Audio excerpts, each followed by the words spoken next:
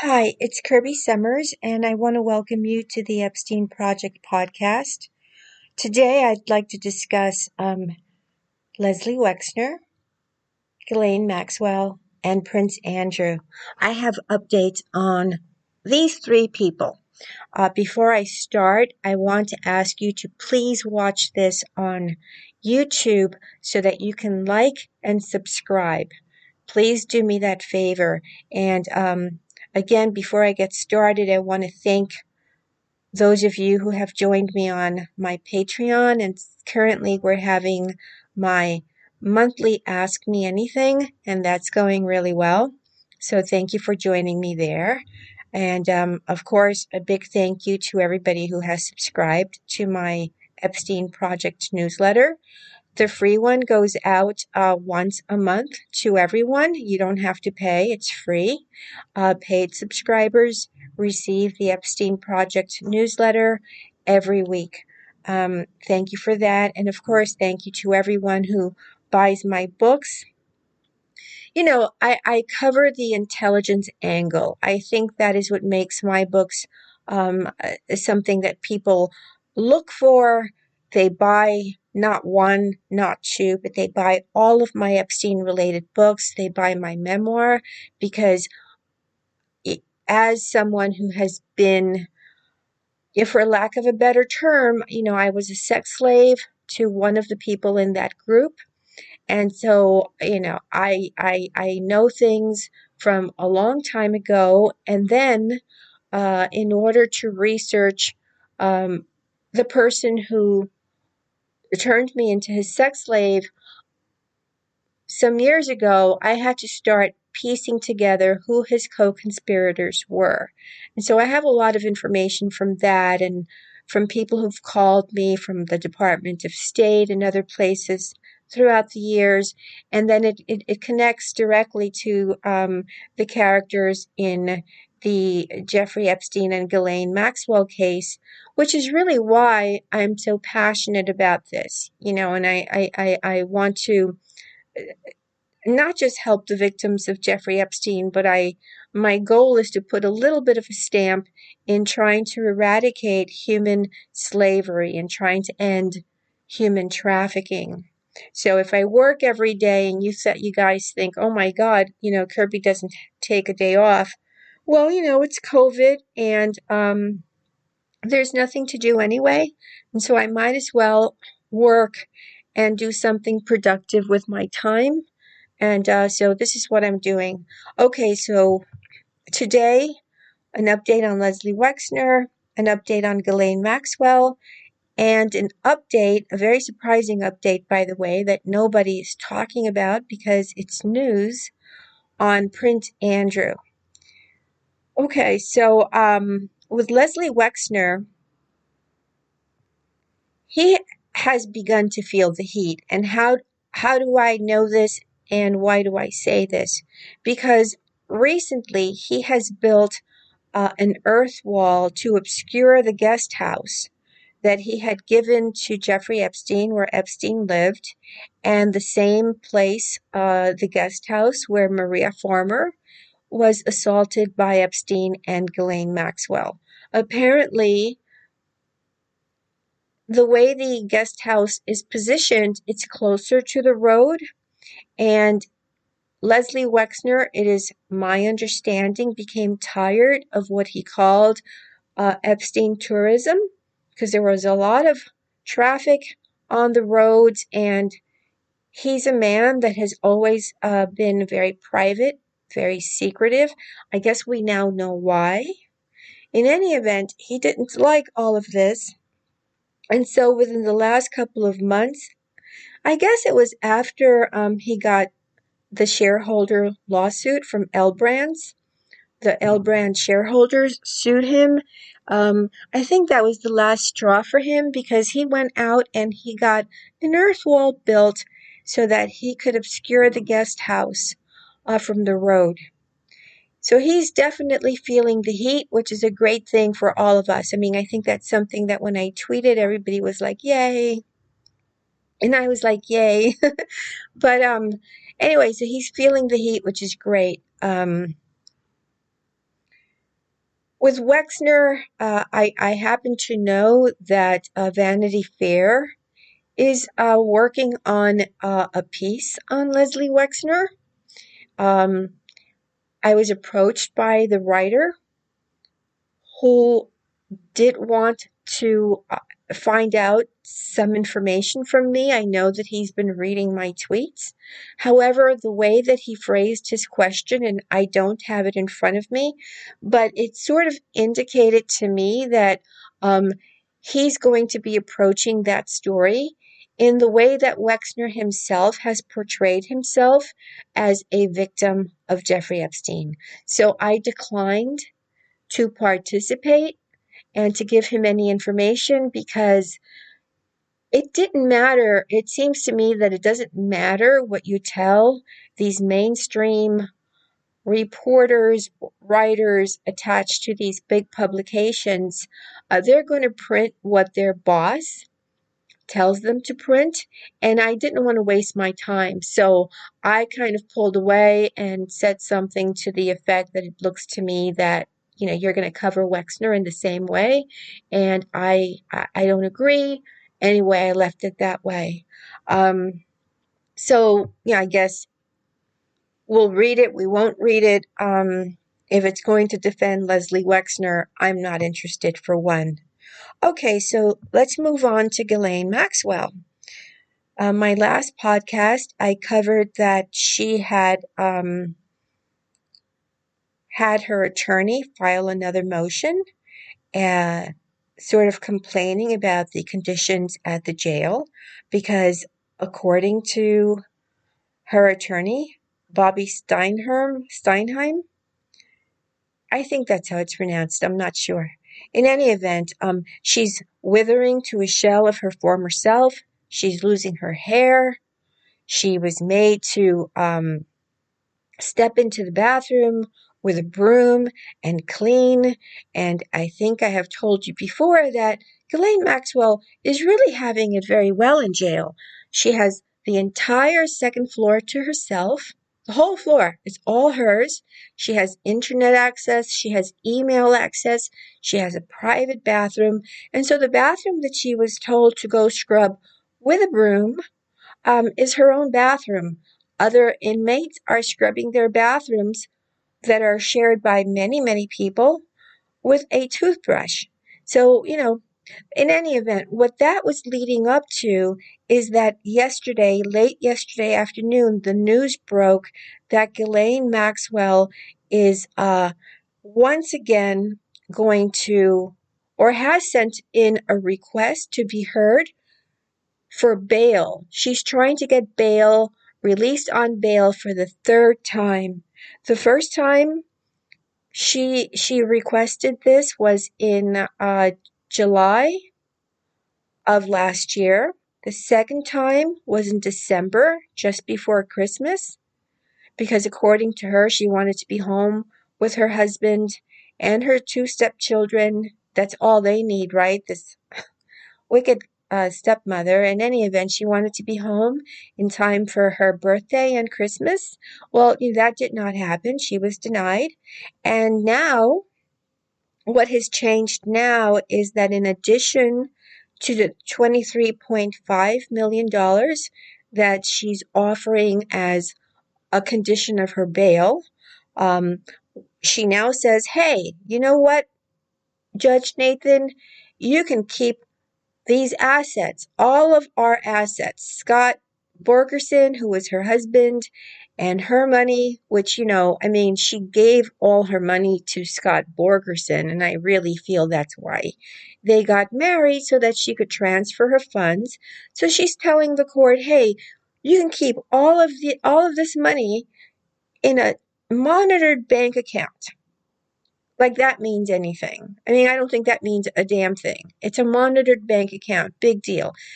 In any event, whether or not that's even a thing, she's also saying that she is willing to give up her citizenship and her passport.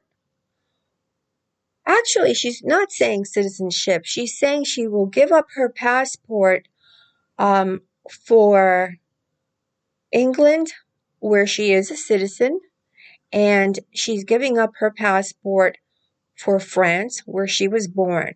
So right now, she is a citizen of the United States, of England, and France. And no, I'm reading it correctly. She is offering to give up her citizenship for England and France, as well as, no longer having a valid passport for those two countries. The problem with someone like Ghislaine Maxwell is that she probably already has a couple of fake passports. If we remember when Jeffrey Epstein was first arrested in July of 2019, there was a fake passport found in his safe. And if we remember Jean-Luc Brunel, he was able to connect with somebody in our government in the United States and obtain fake passports and fake visas for all of the trafficked girls. So Ghislaine Maxwell, I am for sure she has a couple of fake passports somewhere. In addition to which, I am sure she's got money stashed away at a Swiss bank, or maybe in several places around the world. Somebody like Ghislaine Maxwell certainly has access to money outside of the United States. So as far as I am concerned, and I think as far as you're concerned, she's still a flight risk.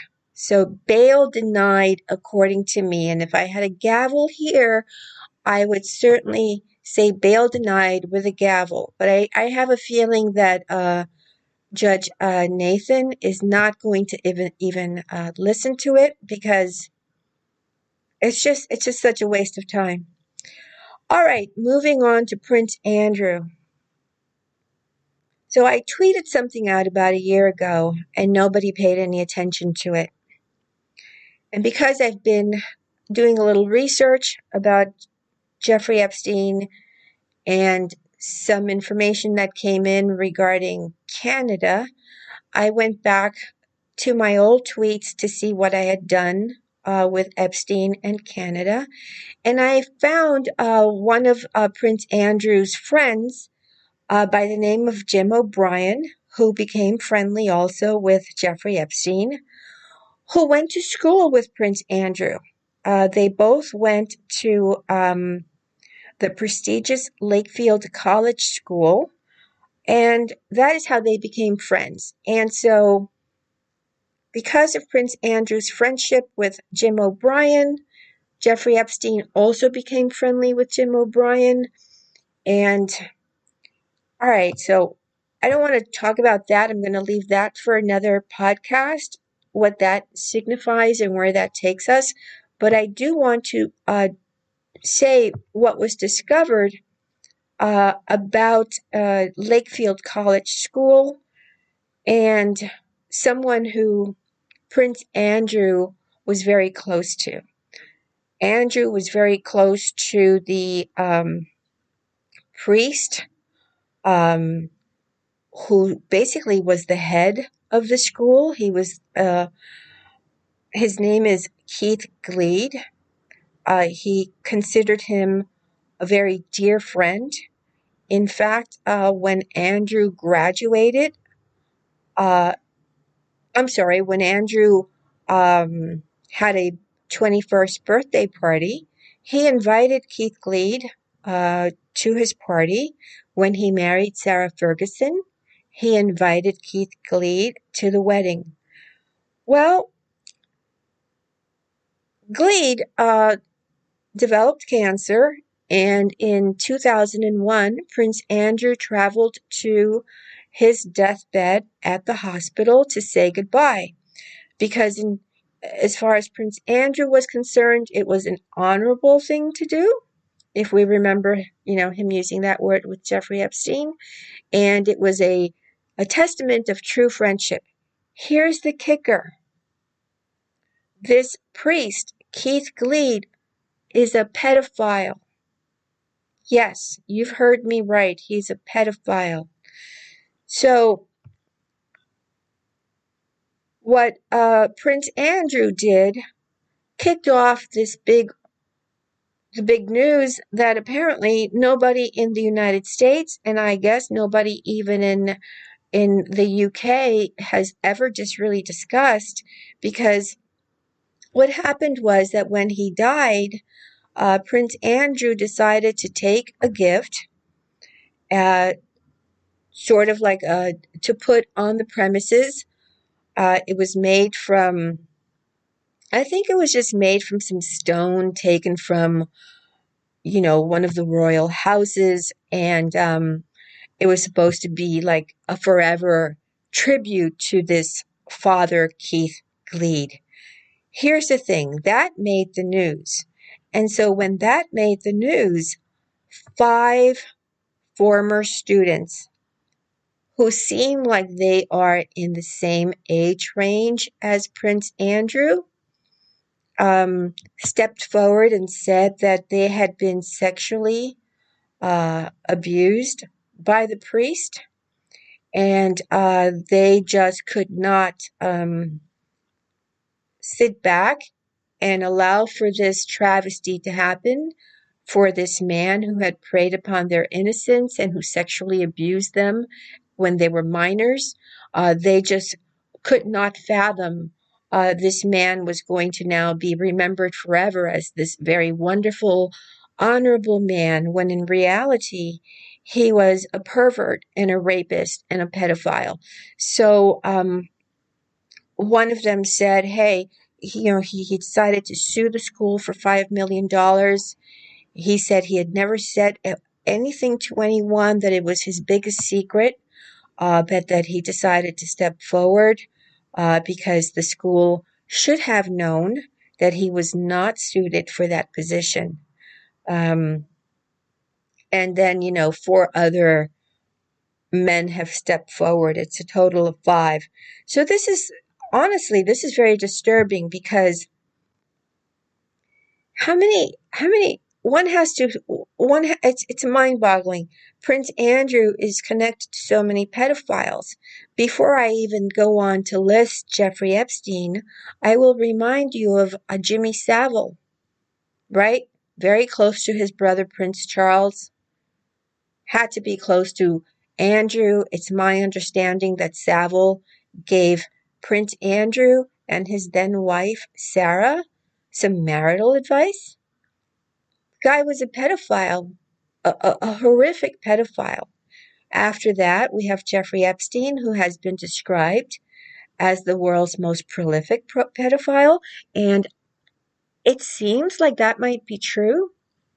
After that, we've seen Prince Andrew is friends with Peter Nygard, another pedophile, and now with this priest who's a pedophile. Something is wrong. So we have to ask ourselves, hey, was Prince Andrew maybe molested, himself raped perhaps, when he was at this very prestigious school by this man? Did he develop some kind of relationship based on secrecy? And is that where that kink comes from, that made him so easily fall prey to committing a crime? Because even though Virginia Giuffre was 17 years old, she was still a trafficked person, and that still makes it a crime. And the crime is rape. Having sex with a trafficked person is considered rape. Additionally, what we know from court records is that it didn't end with Virginia. That at the island, Epstein's Island, Little St. James, which has been, basically it's called Orgy Island and all kinds of horrible names, and where it has been stated in court records that it was, known for, that's the place where everybody went to have orgies. Well, it's been alleged that Prince Andrew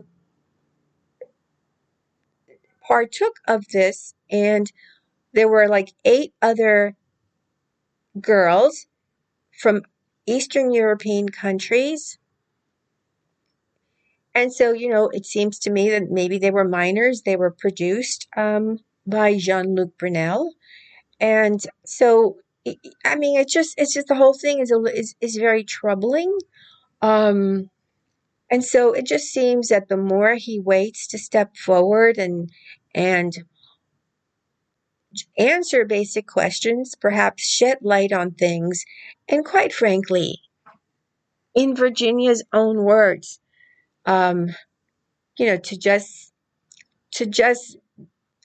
step forward and man up. You did something wrong. Step forward, face the music. His best friend, Ghislaine Maxwell, is in jail. His other good friend, Jeffrey Epstein, has died of suicide. There's something wrong, right? Obviously, there's something not right here. So, in closing, I do want to say that Prince Andrew had a birthday on the 19th of this month. So typically his birthday is celebrated with big parties, and there's usually, I think they have the bells ring for him, all kinds of really incredible, stuff that I guess only happens if you're a prince. Well, nothing this year. What happened was that the royal family tweeted out a photograph of Prince Andrew as, like maybe he's less than a year old and he's being held on the balcony of Buckingham Palace by the Queen Mother. So Queen Elizabeth's mom, his grandmother, and they commemorated his birthday with a tweet. Not a good idea on Twitter, because if you go to that tweet, you will see that the responses to the tweet, oh my God, they were all like, when is he going to face accountability, blah, blah, blah. And it just went on. It called him every name in the book. And it just seems like the whole world has believed Virginia Giuffre, as is logical. We all believe her. So it's time. The cards and the deck, they're just stacking up. He's friends with more and more pedophiles. Is he going to wait any longer? Let's see. In any event, if you haven't liked this video at this point, please like it now. If you have any questions or comments about this latest news about Prince Andrew, I'd love to hear what you have to say. I'm curious to know if you think Ghislaine is going to be allowed bail or not, and about Leslie Wexner. How do you feel about him suddenly covering up his enormous estate in Ohio, where he thought he was going to be left alone forever? So anyway, that's the news for today. And thanks again for tuning in to the Epstein Project podcast. And we will keep this going. Talk soon. Bye.